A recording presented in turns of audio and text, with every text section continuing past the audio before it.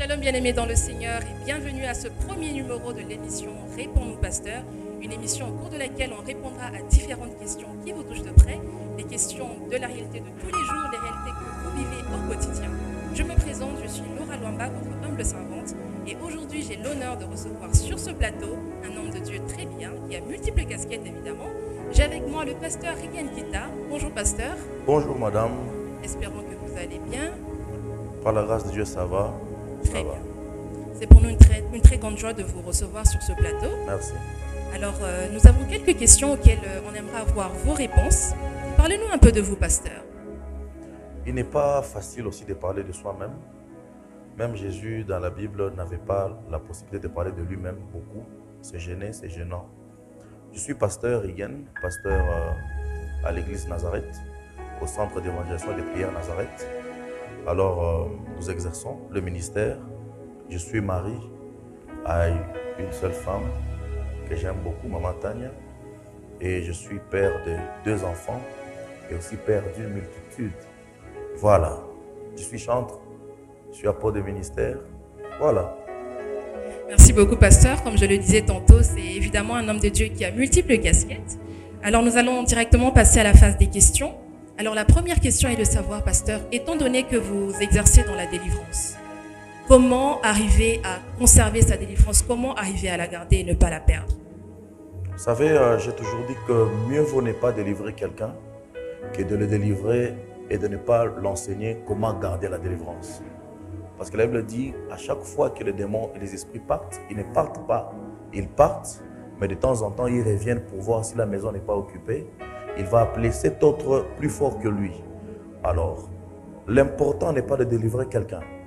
L'important c'est pas d'imposer les mains à quelqu'un ou de faire sortir ou de faire quitter un démon dans la vie de quelqu'un. Mais l'important, c'est d'apprendre aussi à quelqu'un, à la personne qui a reçu la délivrance, de comment conserver sa délivrance. C'est une bonne question. Vous savez, dans la Bible, il s'est passé beaucoup de délivrances. Mais aujourd'hui, nous avons des gens qui, après la délivrance, ils pensent que c'est tout. Il faut savoir dans le combat spirituel qu'après la délivrance, c'est aussi le début d'un nouveau combat. Le combat de maintenance, le combat de positionnement. Il faut se garder à la même position. Alors dans la parole de Dieu, il y a des gens comme, je crois dans Marc chapitre 10, quelqu'un comme Bartimée, après avoir recouvert sa vue, il avait dit, quand il a recouvert sa vue, il a commencé à suivre Jésus. Je me suis posé la question de savoir comment est-ce qu'après un miracle, il s'est résolu de suivre Jésus. Ce n'est pas seulement lui. Il y a aussi une femme qu'on appelle Marie de Magdala dans la parole de Dieu, je crois dans Marc 16. Là, il dit Marie de Magdala en qui étaient sortis 7 démons. Pourquoi Marie de Magdala, après la délivrance, ne s'est jamais éloignée de Jésus? La première des choses qu'il faut faire après une délivrance, c'est de ne pas s'éloigner de Jésus. Il y a des gens, après leur délivrance, ils rentrent dans leur vie de passé, dans l'ivrognerie, dans l'impudicité, ils s'éloignent de Jésus-Christ. Alors ces gens avaient déjà compris, comme Bartimée, il avait déjà compris qu'après cette délivrance qu'il vient de recevoir, je dois suivre Jésus. Marie de Magdala aussi, après sa délivrance, elle a commencé à suivre Jésus toute sa vie. Vous voyez?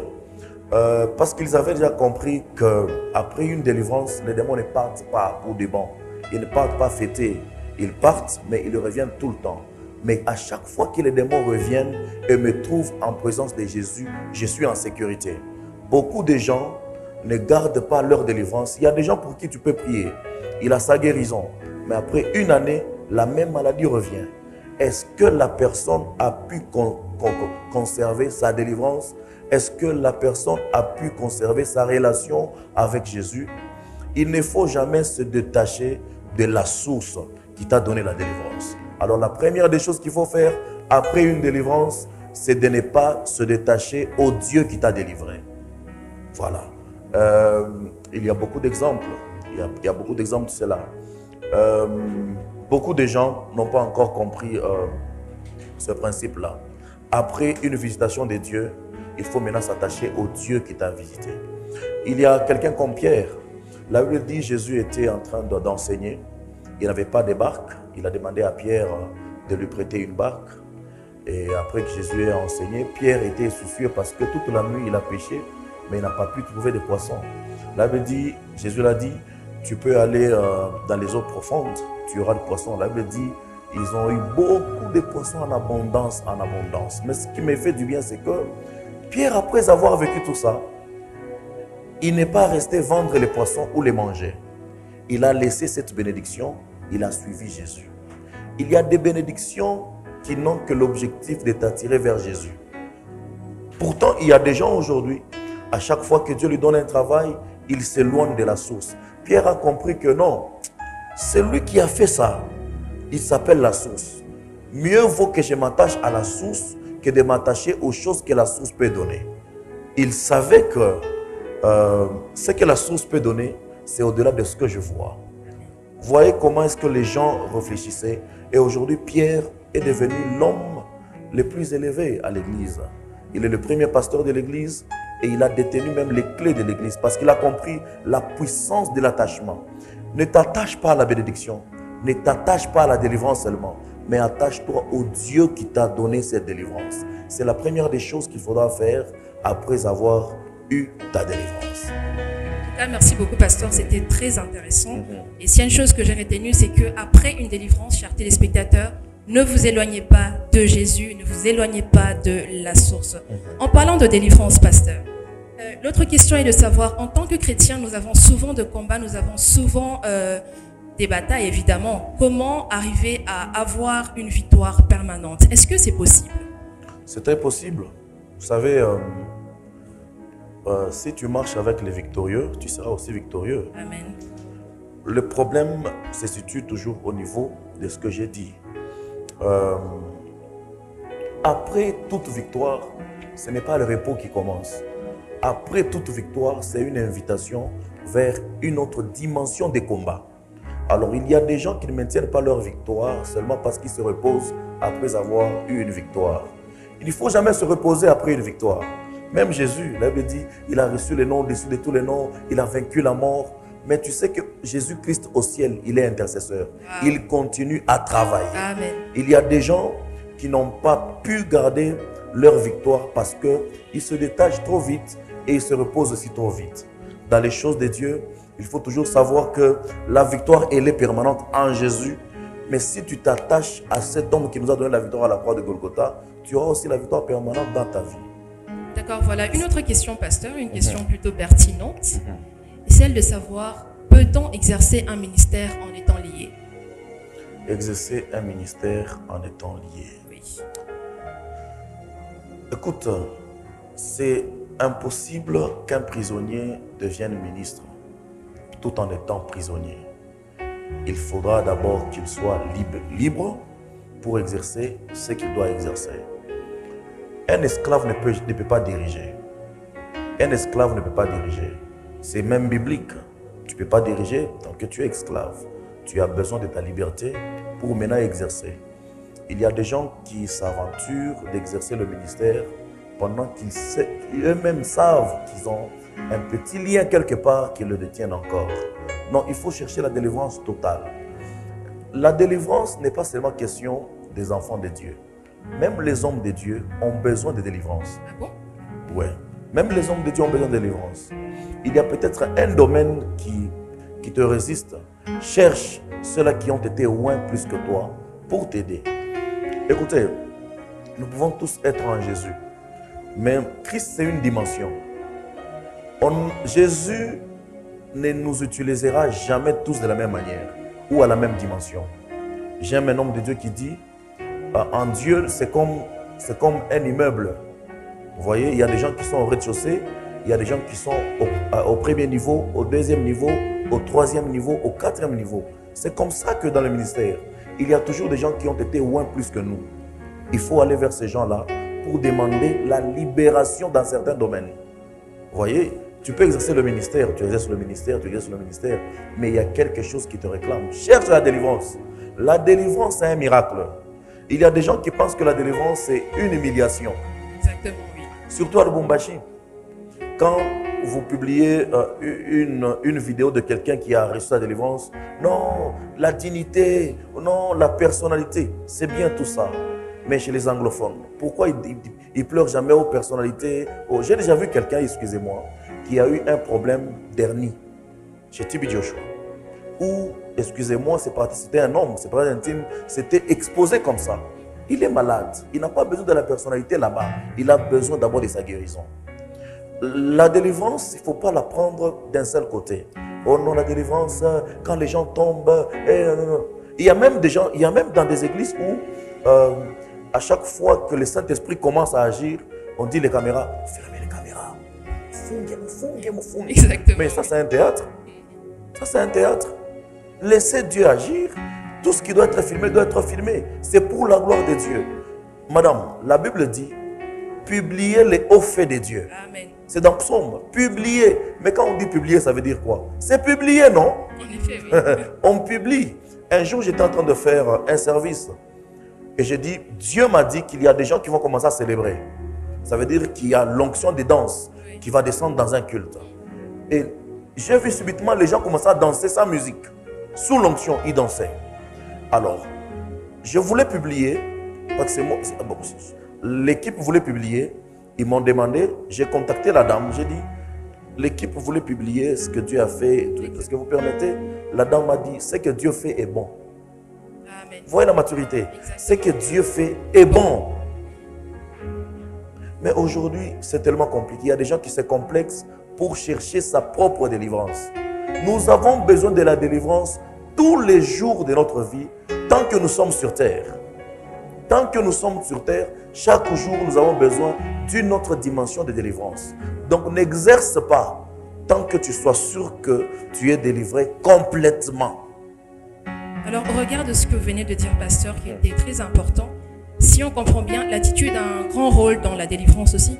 Quoi ça? L'attitude que l'on a, l'attitude que quelqu'un manifeste a un grand rôle dans sa délivrance. Mais écoutez, tu ne peux pas délivrer quelqu'un qui ne veut pas être délivré. Exactement. Tu ne peux pas trouver quelqu'un là en train de manger les myoko, les kalanga et puis tu viens, reçois ta délivrance. Non, ça ne peut pas marcher. Ça peut marcher parce que Dieu est souverain. Mais la délivrance dépend aussi de l'attitude de la personne. Il faut manifester cette volonté-là de vouloir être délivré dans sa vie. Tu as remarqué qu'il y a des problèmes dans ta vie. Cherche ta délivrance. C'est très important. Cherche à être délivré. Il y a des pasteurs qui quittent ici, qui vont chercher la délivrance ailleurs. Il y a des gens qui cherchent même des hommes de Dieu d'ici à Lubumbashi pour leur délivrance. Cherche des hommes de Dieu loin dans ta ville. Cherche ta délivrance. C'est très important. Écoutez, vous savez que la distance que Jésus a parcourue pour aller chercher Jean-Baptiste pour son baptême, Jésus a marché 96 km à pied. Vous imaginez? Jésus a marché 96 km à pied pour aller chercher Jean-Baptiste pour son baptême. Je vous demande, est-ce qu'il n'y avait pas de l'eau partout dans les 6 km? Il n'y avait pas de l'eau, il n'y avait pas des hommes qui pouvaient baptiser Jésus. Jésus a reconnu que pour mon baptême, celui qui a le mandat, c'est elle. Je dois le chercher. Amen. Je dois le chercher. Très fort, ça. Et c'est comme ça que Jésus a dit, faisons ce qui est juste. Cherche ta délivrance et je l'insiste. Comment savoir qu'on a été délivré? Est-ce qu'il y a des signes qui se manifestent? Est-ce qu'on peut voir au travers un signe que là j'ai été délivré, là je n'ai pas encore été délivré? C'est comme j'ai dit, tu es en prison, tu n'as pas de liberté, tu es limité, mais dès que tu as la liberté, tu as quand même une liberté de faire certaines choses. Ça veut dire qu'il y a un changement. L'avant-délivrance et l'après-délivrance, ça doit être deux vies différentes. L'avant-délivrance et l'après-délivrance, c'est un grand changement, c'est une grande libération. Voilà, comment savoir qu'on est délivré? Vous allez remarquer les fruits et les résultats de la délivrance. Donc, le changement total. La Bible parle du fou de Gadara. Avant, il était dans les cimetières, personne ne pouvait le maîtriser. Mais après sa délivrance, la Bible dit, on l'a trouvé assis, vêtu et dans son bon sens. Il y a eu changement. C'est très important. Quand tu remarques qu'il n'y a pas de changement après ta délivrance, cherche encore. Peut-être qu'il y a quelque chose. Alors, chers téléspectateurs, quand vous remarquez qu'il n'y a pas de changement, cherchez encore votre délivrance. Nous allons poursuivre avec une autre question. Est-ce que la délivrance a un timing? Bon timing. Au lieu de parler de timing, je peux parler peut-être du processus. Ok. Parce que la délivrance, il y a des délivrances qui finissent aujourd'hui. Il y a des délivrances qui sont un processus. Aujourd'hui, Dieu a fait 2 ou 3 choses dans ta vie. Demain, il a fait 4. Demain, il a fait 5. Après, demain, il a fait 6, qui est un processus. Il y a des cas, tu peux prier et Dieu te délivre totalement, en un seul jour, totalement, en quelques minutes. Mais il y a aussi des cas auxquels tu peux prier. Dieu va petit à petit avec toi. Voilà. Très bien. Et quel est le rôle du témoignage dans la délivrance? Une très très bonne question. Le rôle du témoignage dans la délivrance. La Bible dit, ils l'ont vaincu à cause du sang de l'agneau et des paroles de leur témoignage. Pourquoi on parle de la victoire, mais on parle aussi du témoignage.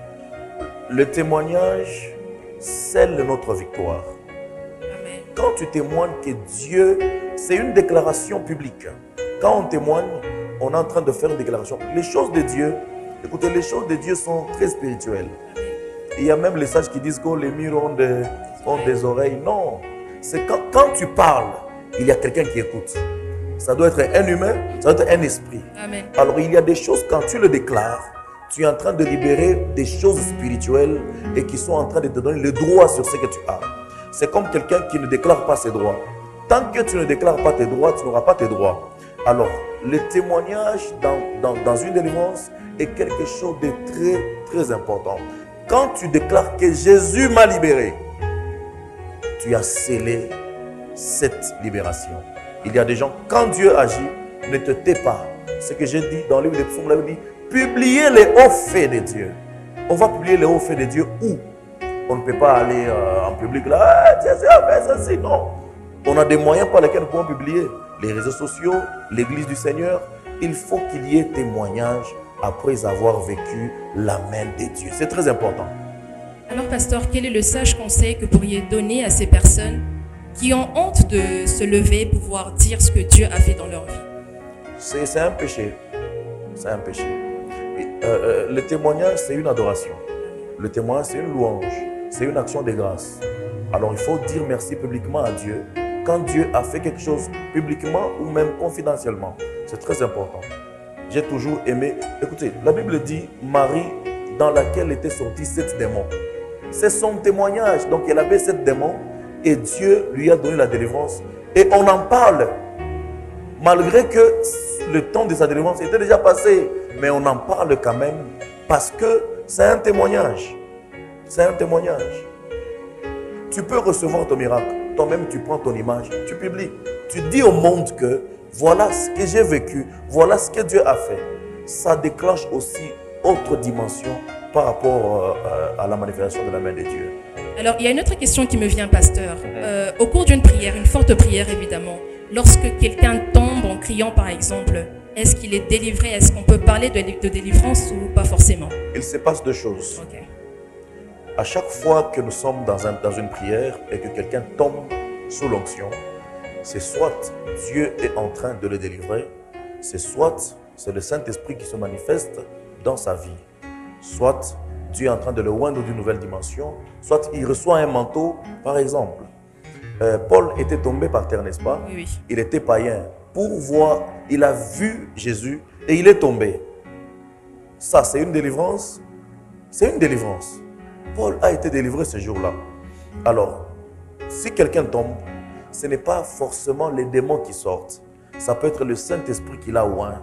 Et l'humain n'a pas pu supporter la charge du divin. Et puis le corps a cédé. Et puis quelqu'un tombe. Moi, je connais des gens qui être en prière. Et puis Dieu l'appelle en extase. Il tombe subitement en extase. Vous voyez? Là, c'est une autre dimension. Donc, tout n'est pas démon. Tout n'est pas seulement, oh, non, non. Tu peux tomber. Il y a même des gens qui tombent sous émotion. Hein. T'aimes la chanson, il aime la chanson. Il dit, qu'est-ce que je tombe quand même. Boum, il tombe. Hein? Il y a des gens qui tombent comme ça. Tout n'est pas seulement délivrance, tout n'est pas seulement... Donc c'est comme ça. Alors, pasteur, en parlant encore de délivrance, est-ce qu'il faut forcément toucher quelqu'un en le poussant pour le délivrer? Il y a de ceux-là qui se plaignent. Non, l'homme de Dieu, par exemple, permettez, m'a touché, il m'a bousculé à la Nisukuma, c'est pour ça que je suis tombée. Est-ce qu'il faut forcément toucher quelqu'un en le bousculant pour parler de délivrance? Bon, Jésus n'utilise pas souvent les mêmes en fait, les mêmes méthodes pour exercer son ministère. Il n'utilisait pas les mêmes méthodes, les mêmes stratégies, je peux dire, hein, stratégies. Oui. Mais pousser quelqu'un pour qu'il tombe, on poursuit quoi? On poursuit que la personne tombe. Vous voyez? Oui. La délivrance n'est possible qu'au nom de Jésus. Quelqu'un peut être loin. Tu dis au nom de Jésus, sois libéré. Il est libéré. On n'a pas besoin seulement de pousser quelqu'un. Hey, toi, t'es là, pas condamné. Quelqu'un dit, pour que je puisse me libérer, seulement que je tombe. Je connais un frère. Un jour, on est dans un culte. Oui. Il est sous la chair là-bas. Et un papa l'appelle. Il est là. Et comme il était sous la chair là, le papa l'a pris comme ça. En train de prier pour la personne. Alors, le monsieur s'est dit, si je ne tombe pas, je peux même me blesser. Parce qu'il peut même me pousser, je me blesse. Exactement. Ce que je dois faire, que je tombe seulement calmement pour qu'il prenne soin de moi, que je tombe bien pour ne pas me blesser. Okay. Et après, tu m'as dit, non, je ne suis pas tombé sur le Saint-Esprit. Seulement, j'étais prudent. Oui. Vous voyez, il y a certaines choses qui se passent à l'église. Il ne faut pas pousser les gens. Est-ce qu'on a même besoin de pousser les gens? Ça, c'est l'humain qui agit. Mais quand c'est Dieu qui agit, on ne pousse pas. Il y a l'impact qui se fait. Vous voyez? Voilà. Quand c'est Dieu qui agit, on n'a pas besoin de pousser. Dieu sait se charger du reste. Alors, l'autre question est de savoir, pasteur, est-ce qu'il y a des principes pour un bon début de délivrance? Parlons peut-être de la repentance. Est-ce qu'il y a autre chose? Y a-t-il des principes? Oui. Vous savez, la Bible dit, celui qui cache ses transgressions ne prospère pas. Exactement. Mais celui qui les avoue trouve miséricorde. Alors, il y a certaines choses, certaines étapes. Avant de trouver sa délivrance, il y a toujours des étapes. La délivrance qui n'est pas précédée par un enseignement, c'est ce que je vous avais dit. Mieux vaut ne pas délivrer quelqu'un que de le délivrer, mais sans l'enseigner. Moi, je préfère même quelqu'un qui t'enseigne pendant 3 ans, mais qui prie pour toi une seule fois là. Vous voyez? Qui prie pour toi une seule fois. Pourquoi? Parce que la prière, prier pour toi, te délivrer sans t'enseigner, c'est très compliqué. Il y a toujours un enseignement. Et vous savez que si quelqu'un manifeste quelque chose, si quelqu'un manifeste un don spirituel, une opération, mais sans enseigner par rapport à ça, il faut douter de ça. Tout ce que Dieu nous donne, il nous donne toujours un enseignement qui peut justifier ça par la parole de Dieu. Alors, la parole de Dieu, c'est d'abord l'étape première avant d'avoir ta délivrance. Jésus parlait avant de délivrer quelqu'un. Il parlait, il enseignait. Jésus passait 3 journées comme ça en train de parler, en train d'enseigner. C'est très important. Il y a des enseignements qu'il faut suivre avant de retrouver ta délivrance. Voilà. Merci beaucoup, pasteur. Nous avons une autre question. Comment différencier une délivrance qui vient de Dieu et celle qui provient d'une autre voie? Comment le savoir? La Bible dit, on les reconnaîtra par leur fruit. Quand on parle du fruit, on parle des résultats. Il faut voir. Il y a des gens, après sa délivrance,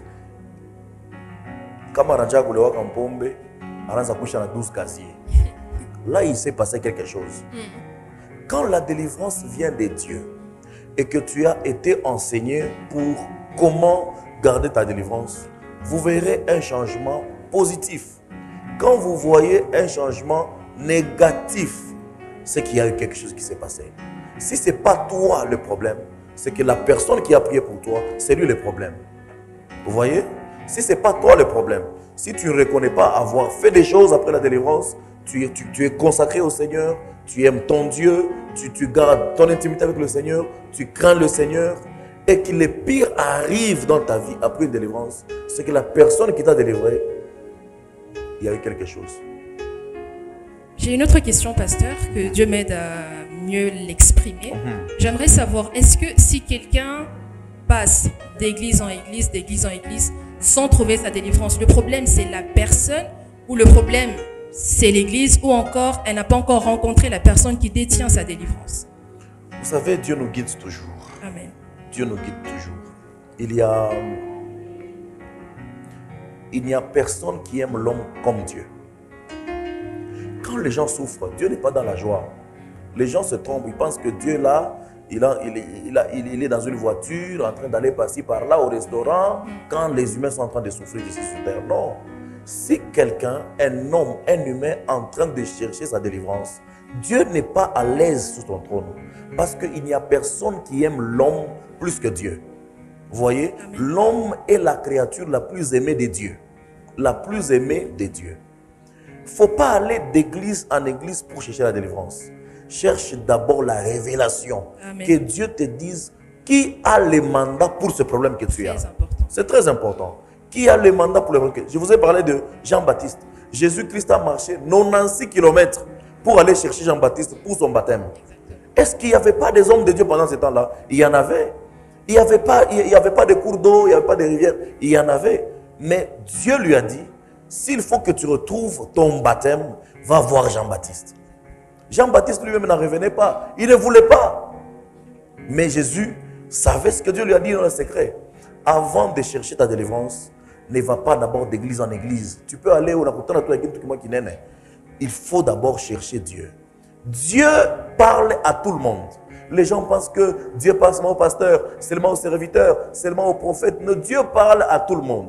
Si tu te mets en prière avec un cœur sincère, tu es en train de demander à Dieu, où est-ce que je trouverai ma délivrance? C'est soit même dans ta propre prière que tu trouveras ta propre délivrance. C'est soit que Dieu va te dire, va voir tel.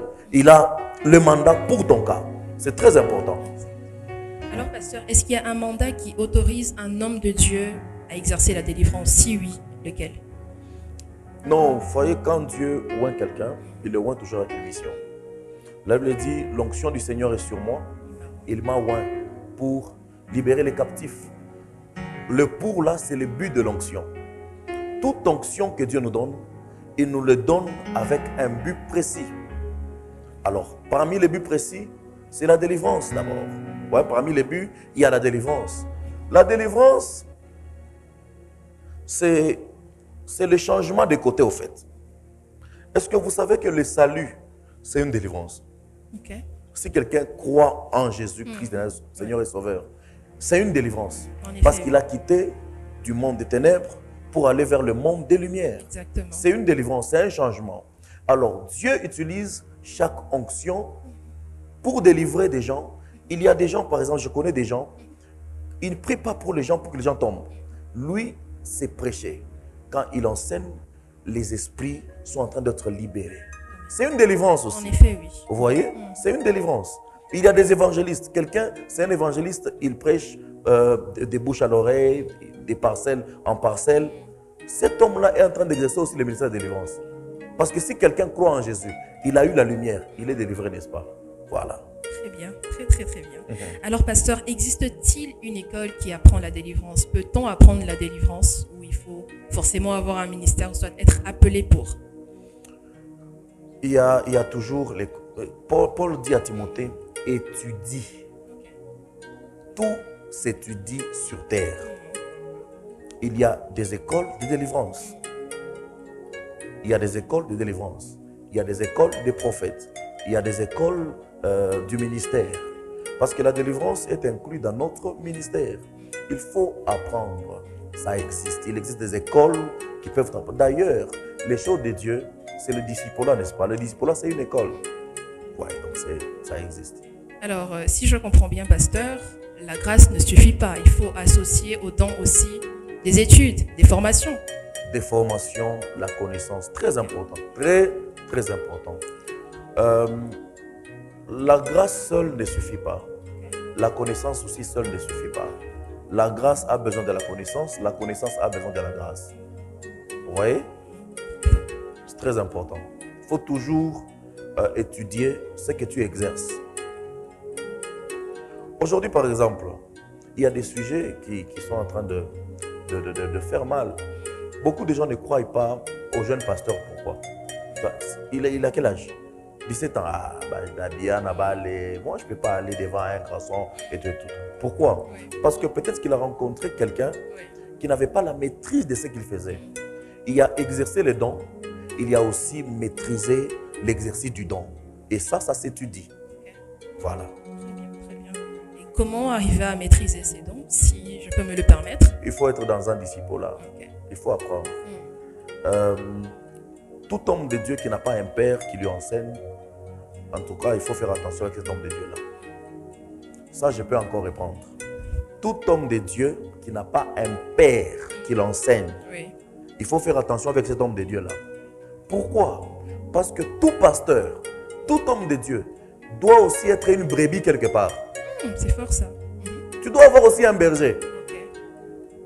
Dans le monde, rien n'est indépendant, rien. Tout dépend de quelque chose. Ok. Tout dépend de quelque chose. Tu ne peux pas avoir un ministère, tu n'as pas de père spirituel. Non, non, non. Même le monde spirituel ne peut pas te faire confiance. Comment est-ce que tu obéis tellement au monde spirituel que tu ne vois pas, mais sans obéir à quelqu'un que tu vois? Non, c'est compliqué. Il faut toujours être dans une école où tu apprends.